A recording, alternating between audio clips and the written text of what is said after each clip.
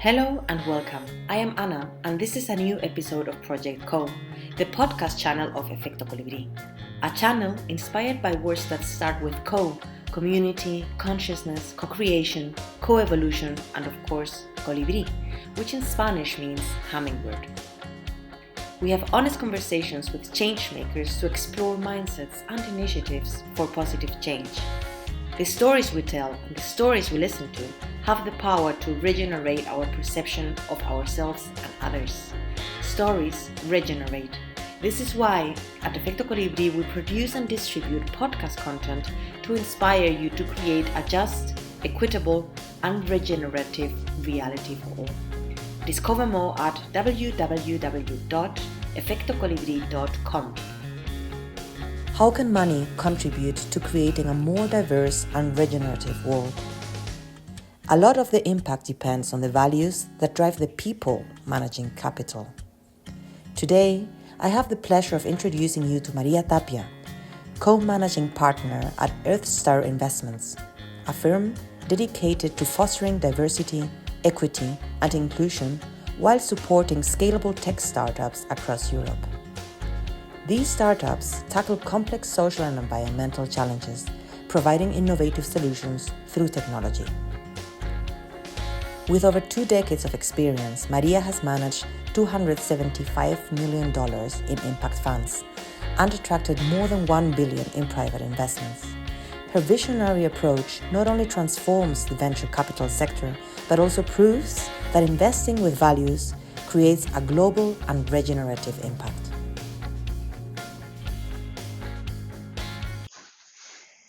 María, welcome to Proyecto Co. It is such a pleasure to have you. Thank you for inviting me. It was such a pleasure to meet you in Barcelona. Yes, really incredible, no? This catapult dinner really catapulted us to this space and moment.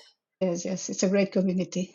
I really loved when we met at that dinner, and it is a pleasure to have you here, really, because your project resonates with me in a very strong way. No, Earthstar Investments.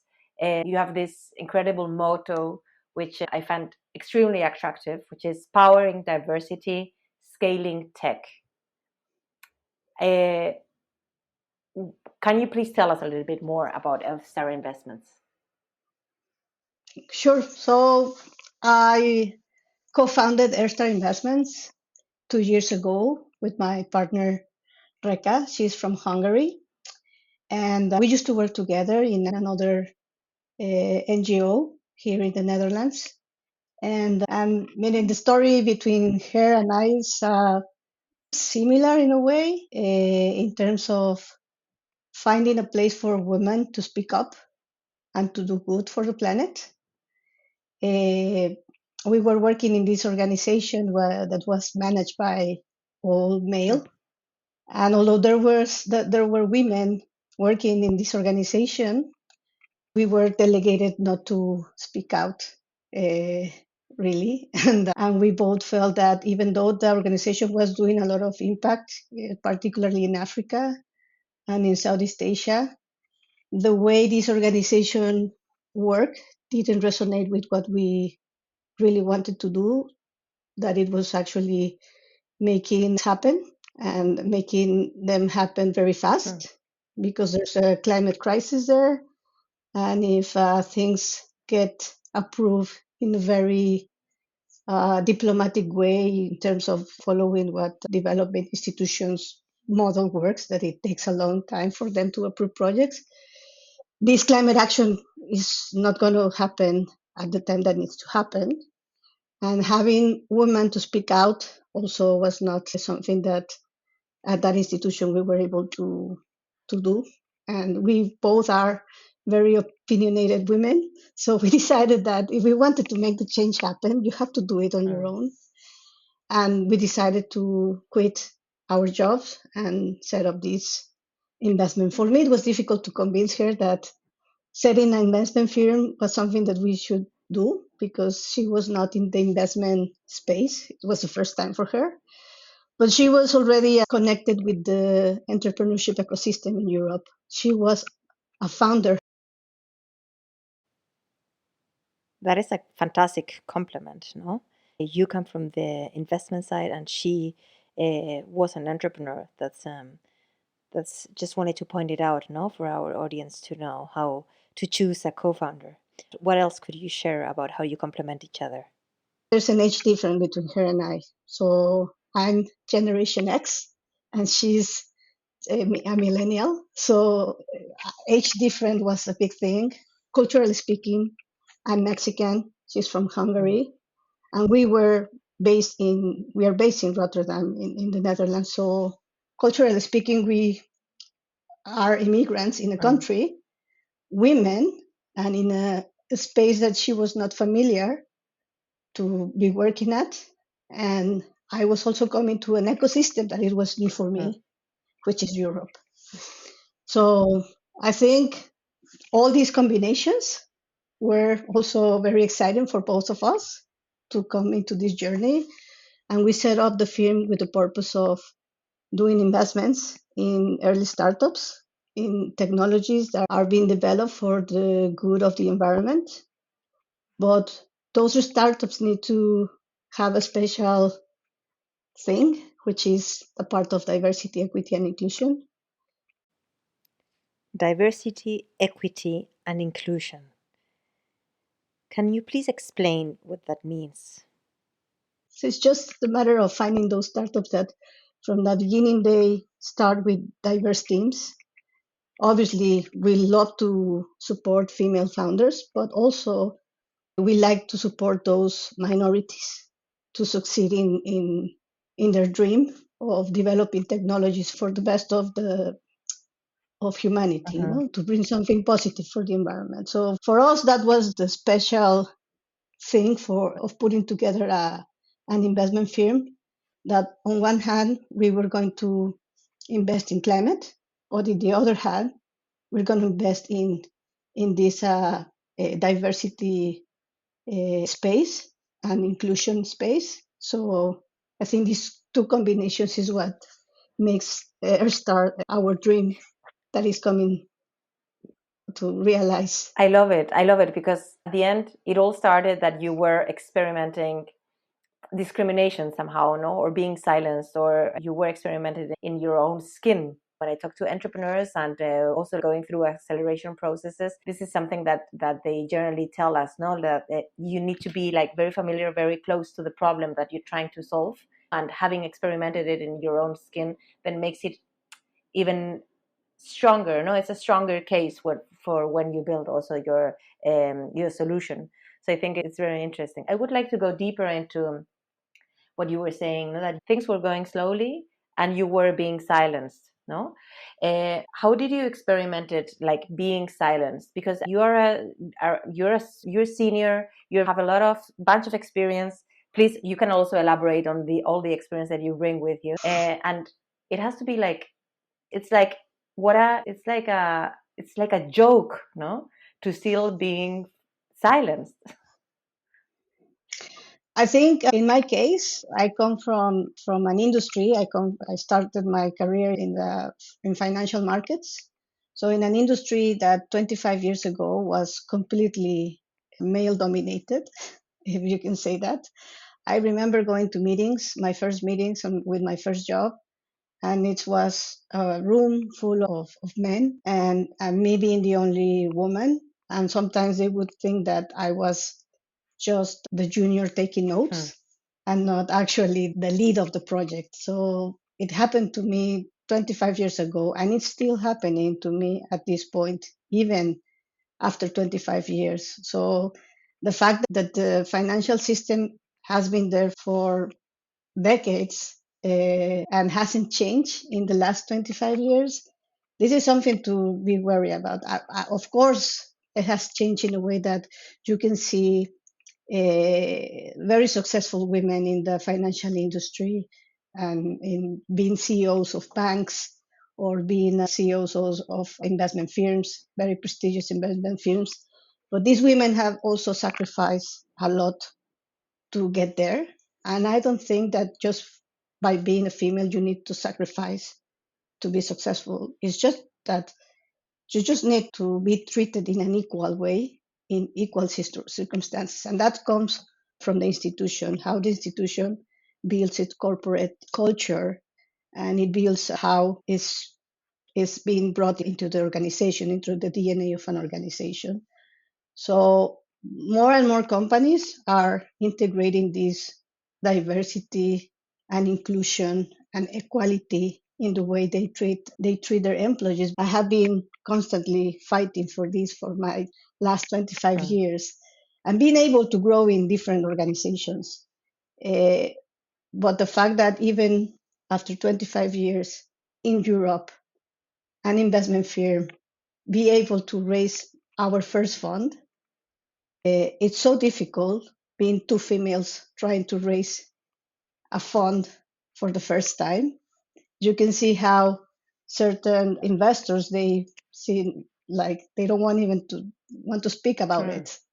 And when we bring this diversity and equity angle, they feel like, okay, I don't care. I just want to have returns.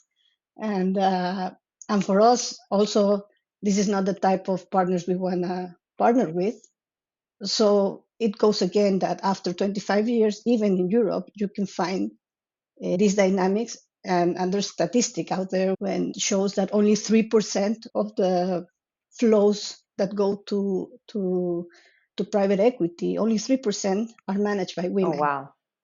So it's like a very bad number in a developed market that is the EU. So there's a lot of way to go, but it's a matter of if you keep pushing without needing to sacrifice your own personal life, because you need to have the balance between career growth and also the personal growth. So what I was telling you, that back in the 25 years ago, when these women have successfully been CEOs of banks or CEOs of financial firms, they have sacrificed sometimes even the fact of having kids or have a relationship. And I don't think you need to sacrifice that to be successful. And how do Yes. you do it, Maria? Because I've been also with Efecto Colibrí for 7 years now, and it is a joy, but sometimes it's also very hard. But at the end, it's okay. I look at it in the long term. So you need to also survive. And I'm not a mother. I'm planning to be a mother. So now that you are a mother, you are a founder. Please tell me, what do you? I suppose there is no golden recipe, but I'm very curious. How do you manage? It's a matter of a combination between good luck on connecting with the right people, but also I think balance what is important for you. For me, it's very important to balance both profession and personal. For me, that's a very important balance. So even when you choose a partner to be with the rest of your life, and that partner knows that you might be a little bit workaholic, but your other partner also complements you. It's a, again, and it's I was a workaholic. I can say that I'm no longer a workaholic, but I used to be a workaholic until the point that you break and you need to stop. So either health related, they break you because your body cannot stand that, and then you start realizing what is important for you. So my important for me is that I have a life and I have to be healthy. So when you start balancing what is important for you in this world, because if you work all the time, then you don't enjoy life. Yeah. So it's about balancing what you really want for you, what makes you happy. And sometimes success makes you happy, but sometimes you need to fail once again and stand up and learn from it and keep going. And having again your personal life balance, even if you don't have a partner but you have a dog and you need time to be with your dog, that's fine. And then connecting with the right people. So it's just try to be out there and just naturally connect with somebody, because in the case, you and I, we met each other at a dinner because we were sitting together in a table and we didn't know each other. And we start talking about what we do. And then I told you that I used to work in a development bank where you used to do projects with them. And you start again reconnecting and building those networks. One day you will be sitting next to somebody that needs something that you are mastering, and then it connects, and it has a luck, balance, good connections, good networks, and being out there, because also working from your desk, you will never connect. So there's also a personal part of it. Now everything is digital, everything is a call, a video call, or again, not personal. I do believe that sometimes you need to get out and meet people Yes, personally. totally. So I think, for me, I think it's a combination of keeping the relationships personal and build up these relationships. Totally. And Maria, you were also saying that before, in the job that you shared with your founder, with your co-founder, things were slowly, no? Things didn't happen. How are you making it happen? In the organization that we used to work, I think they tried to follow the model of a development bank, but it was an NGO. Oh, So that model doesn't work for a small organization. We already know that, and we saw it at COP. So there was again, yeah. nothing came out of this recent COP. So the model, this UN model, it's showing that it's not being that effective, because it's not, they are, for them to take decisions, it takes a lot of negotiation, but climate is there. So you need to break that model. And I understand that we cannot change those institutions, uh, uh, but you can do something about it. And for me, it was that, like, if I keep jumping from this institution, this UN type of institution, to another UN type of institution, I would never be able to make any change. For me, it was, if you want to do the change, you have to do it. I had my pension fund I worked for these institutions for a little bit more than 10 years, almost 15 years, combining these two development institutions. And you have some benefits, you have your pension fund. So I took it out, because I also think that you need to diversify your portfolio of investments. And I'm in finance, so it's a matter of diversifying. So I've been working for 25 years, so I have some savings, and I decided to put part of these savings into what I believe it will make my own contribution to take action. So it's putting my own, in this case, I was fortunate to build some savings, and I put those savings into work. So to put some skin in the game, to say, okay, I'm real with this. So I do believe in the project. So I'm putting money into the project. And this is something that founders also do. So some of these founders that we meet, some of them have put their house, have uh, put a mortgage into their properties, or sell their cars, or because they believe in their project. So they have to put some of this skin in to make the dream happen. So these are the type of founders that also we think that it's worth to. Those that put a little bit skin in the game, and not just put an idea and you give me the money. No, it's, I put the idea, but I also put a little bit of my own savings, because I believe in the project, and then you support them. Yeah. And Maria, what kind of projects have you been working with then? So right now we are supporting only startups in Europe, because I'm operating from Europe. Hopefully in the future we will be able to support projects in other emerging economies, but projects in Europe and in the very early stage, practically when they are coming out from the university spin-off of a PhD.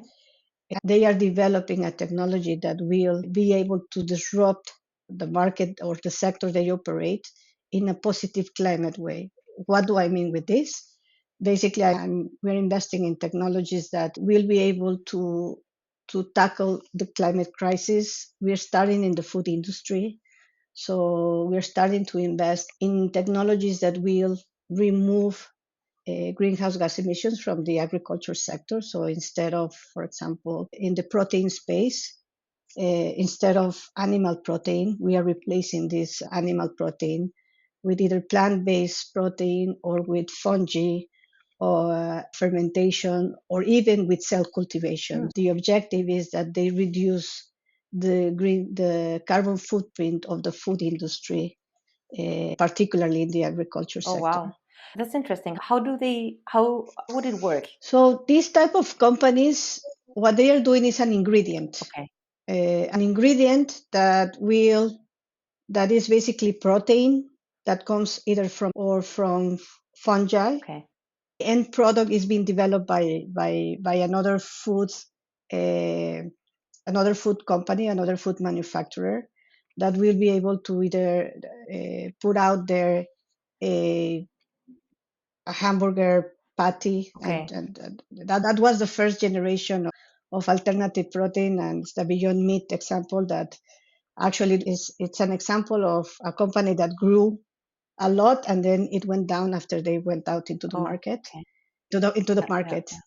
yeah. But it's a new generation of technology that it's not only using plants but also using other type of technology that will enable to deliver an ingredient for a food manufacturer to produce either a steak or produce a texture of Okay. chicken or a texture of fish, but it comes from the fermentation of. So it's again, it's that, or there's other type of technologies that are actually, instead of killing the animal, you take out the cells of the animal and you cultivate those cells to produce meat, Oh, lab grown meat. wow, that's great. That is something for the future because regulation is not there, but we are supporting those companies that are advancing that technology.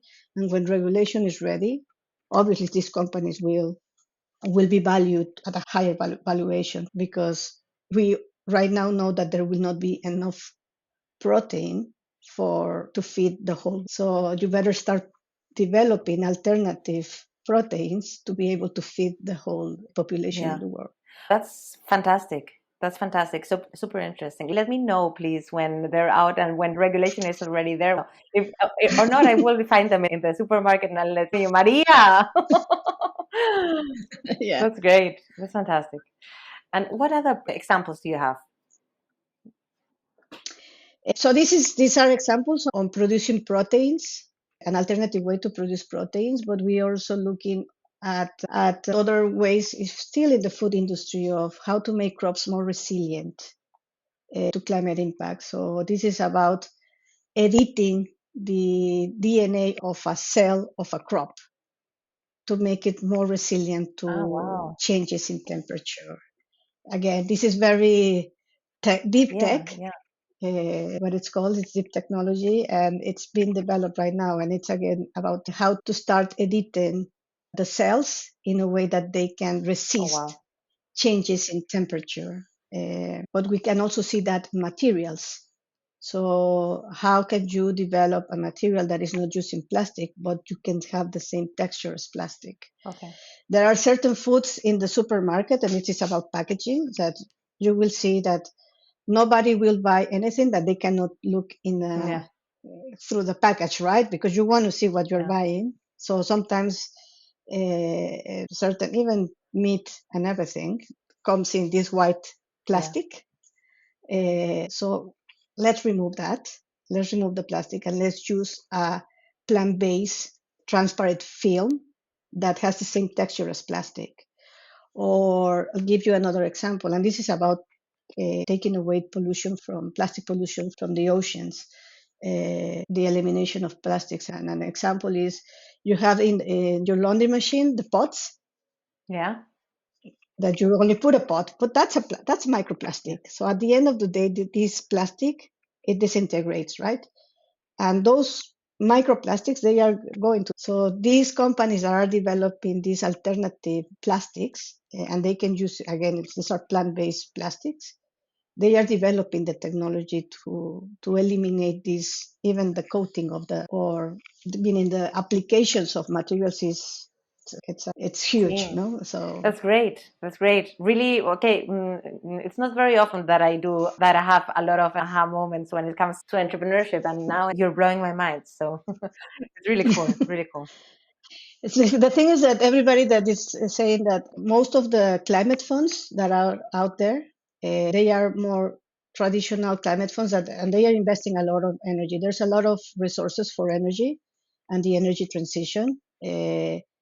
But we are looking to another spectrum of environmental impact, and it's about other industries, so the food industry or other industrial applications. And that's the example of materials. No, how can we develop better materials and eliminate the use of plastics or reduce the use of chemicals, or even how to do sustainable mining. We went to Helsinki last week to this huge tech event that is called Slush. And I was impressed with this startup from Helsinki. And they were doing sustainable mining, combining laser technology with AI to be able to do mining without having to immediately drill, to make sure that it's precise where they are drilling before they actually drill. And this is a way to do sustainable Wow. mining. Yes. And how do you work on the diversity and inclusion and equity dimension? How do you integrate it from the beginning? I think when it's a combination of the startup reaching out to us because they see two females, and sometimes they feel like normally we will see a female founder reaching us because they might feel more comfortable talking to us.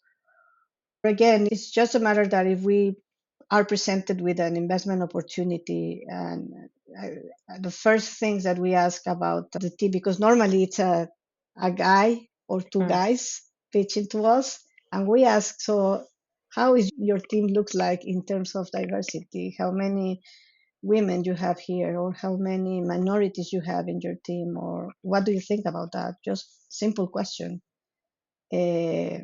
And then we can identify if this is something that they have it in their heart, that having diverse teams can open other type of opportunities, or they are just, again, a group of I call it just the club of men and partnering together. They will get the money. Yes. Again, financing is flowing to them, so we don't bring value to them. It's not in their heart to maintain diverse groups.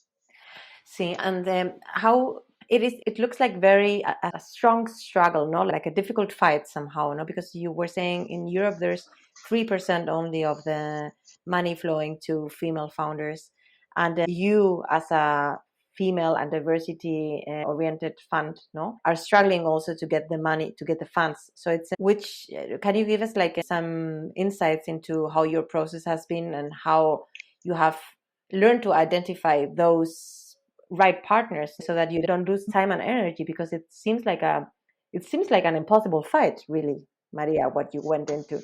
Of course it's the fight I'm fighting, and I'm convinced that that is the right way to go, no, and that we will get there some time, and if we don't, then our kids, no, and the next generations. But please give us some light. It has been very difficult. So the statistic is saying two things: that only 3% of the flows, of the capital flows, are managed by female fund managers. Only female fund managers. And then the statistic also says that for a first-time fund manager, your first fund should be of between 5 and 15 million. But these programs for women, the minimum size of a fund has to be of 30. So how can you support managers, all female, if your minimum requirements to participate in these programs is that you should have a fund size of 30? Your cut line, it's not working. So you will end funding the same large funds that they might put one female to check the mark. But that's not the point. The point is, again, to build a market and to empower women to come out there and compete with men. If the basis of competition are not even, then it's harder and it will take us longer. We will get there, but it will take us longer. It's just like that. I don't think that is not a no. It's not a no for them. But for us, it's just we just need to work harder to get to that 30 million mark to be able to get that funding. For that, then you go back to your network and you build that relationship within your network, and you keep. So right now, for example, our funding is coming from Latin America because that's my network. I'm bringing the network to Europe in a way to also to diversify the risks of me having the investments in the Americas. You diversify, and I'm bringing an alternative to some investors in Latin America, but are coming from my network. But to build a network here in Europe, people need to know you. For that, then you need to take baby steps. And this is what we're doing, taking baby steps. Thank you so much, Maria, for taking baby steps, and for walking this difficult journey, which is really needed, this difficult journey of diversity and equity and inclusion and climate, and climate change. So yes, thank you so much. Thank you so much for listening to this episode. It has been an absolute pleasure to have you on board. If you enjoyed it, please share with your folks and help us amplify our positive impact. We hope to see you again very soon.